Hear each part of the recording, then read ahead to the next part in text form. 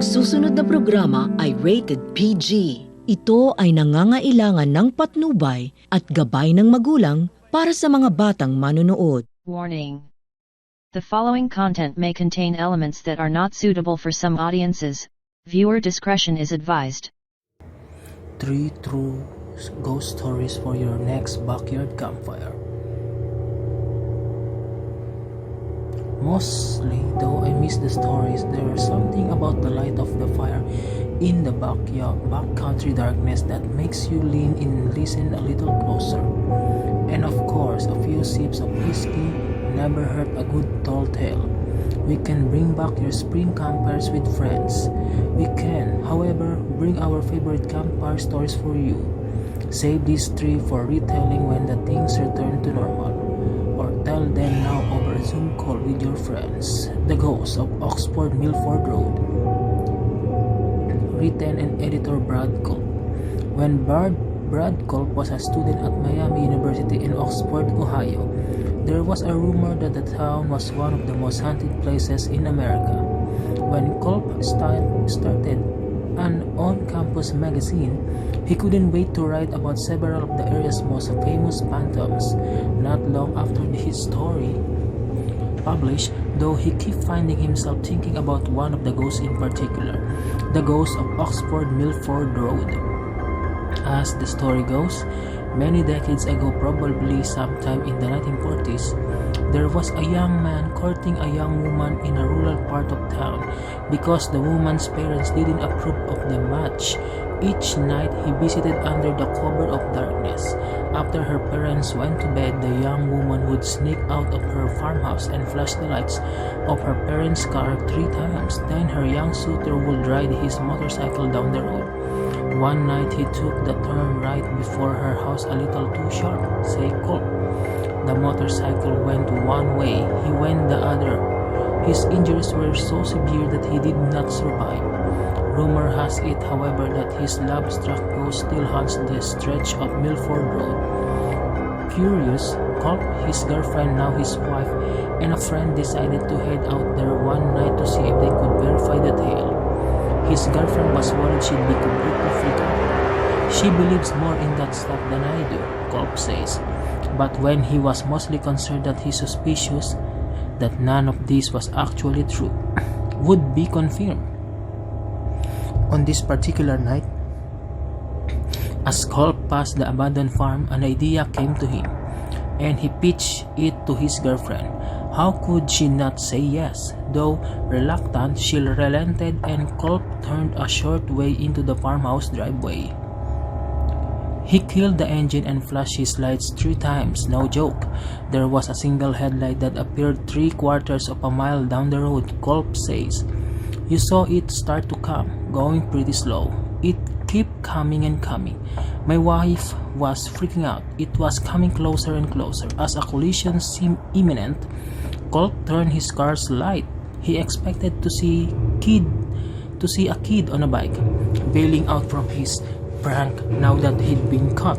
But there's nothing there. The light is just gone, he says. They got out of the car. They walk around trying to figure out what it was they could have seen. To this day, we still talk about it. I saw something I cannot explain, he says. If you get him and his wife around a campfire, they'll swear up and down that the story is true. And if you're ever in Oxford, Ohio, consider parking for just a few minutes on the Oxford Milford Road and night to test your own nerve. Was it people or was it aliens? By Doug Averill, retired owner and manager of the Flathead Lake Lodge. Doug Averill grew up as one of the 8 boys on his parents' sprawling dude ranch. His parents dude ranch, the Flathead Lake Lodge in rural Montana. As a teen,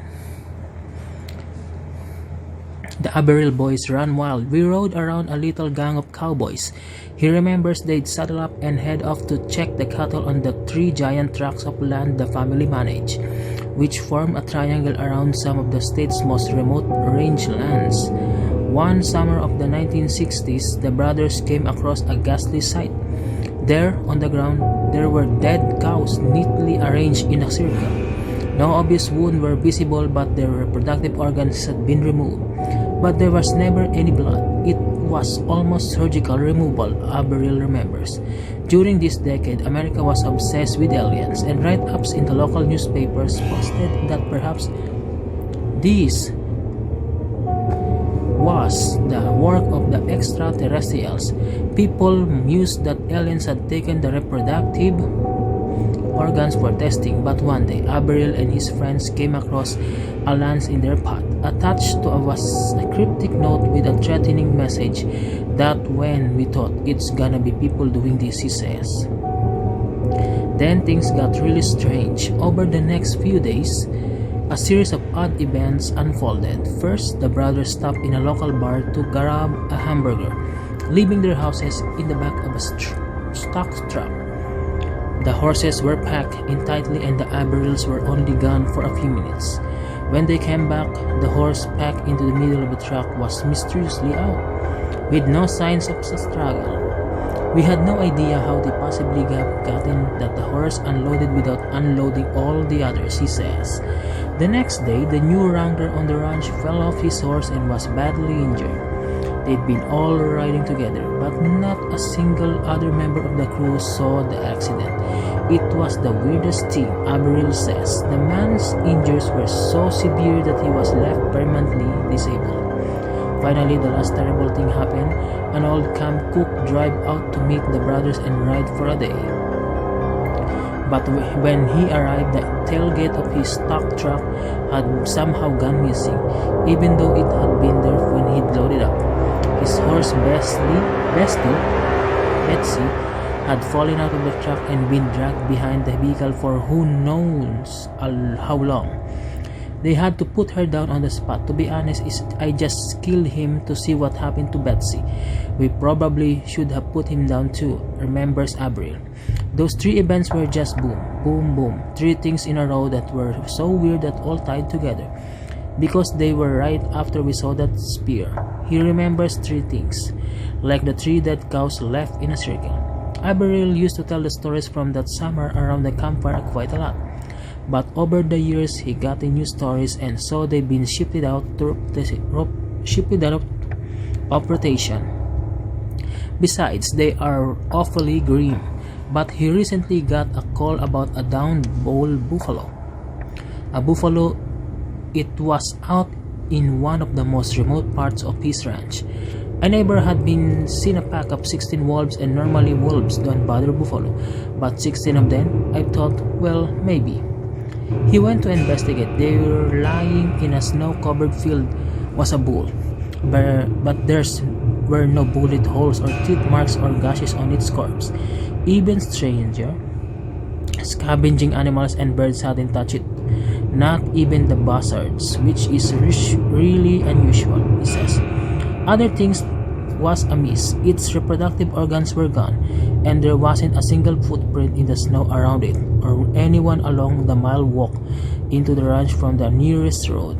Ask Averill whether he thinks he's dealing with aliens or humans, and he'll tell you he's pretty sure it's humans, but I rather it was aliens, he adds. After the summer back in the 60s, seeing what humans were capable of, he'd pick aliens any day. The Ghost of La Parva Ski Resort by Drew Tabek, professional skier. Throughout Latin America, you'll hear a variation of the story of La Llorona, or the Wailing Woman. Sometimes she lost her husband, sometimes she lost her children, sometimes it's both. But in La Parva, a ski spot in Chilean Andes, the Wailing Woman is named Lola, and everyone in the area swears they knew her before she died. A local restaurant owner said he dated her. Pro skier Drew Tabek says, adding that the ski patroller he heard the story from the pointed and the exact hut where this tale takes place. The story starts on a nice day in a peace ski season. Lola and her young son plan to spend all the day on the slopes, as can happen in the Andes. A thick fog rose up from the valley, which often precedes the arrival of a real storm. The clouds enveloped the two of them were making their way down from the top of the mountain, and they lost contact with one another. Tabke says, desperate to find her son, Lola began screaming his name as she ran through the thick fog. Unable to see clearly, though, she stumbled down a steep slope and began sliding toward a rocky clover. By chance, a local lift operator who was returning from his cabin came across her body. He was afraid she was dead, but on closer inspection, he found she was still alive. Just barely. Tabke says her body was covered in a laceration from the sharp rocks, and the only word she said in the faintest whisper was her son's name. The lift operator worked to carefully pull her bodies to his cabin, which was just up the hill. He bandaged her cuts as best as he could, and he ran to fetch the doctor. Together, the doctor and the lift operator made their way back to his hut, the fog hanging thickly in the air. When they arrived, though, the bed was empty, just the bloody sheets remained. Neither the woman nor her son were ever found, Tabke says, but locals report hearing her wails from the child whenever they near the lift operator's cabin. And here's the thing, Tabke does not believe in ghosts. Something, however, changes when he arrives in Chile each winter. Maybe it's the fact that from La Parva, you can see up to Cerro El Plomo, an Incan child sacrifice site. Maybe it's because Tabke has simply read so many magical realism books by authors like Juan Rulfo and Gabriel Garcia Marquez. But sitting alone in his cabin in the Andes, with the wind weeping and the candles flickering, he swears that every now and then he just can't tell if he was hearing is a woman or the wind.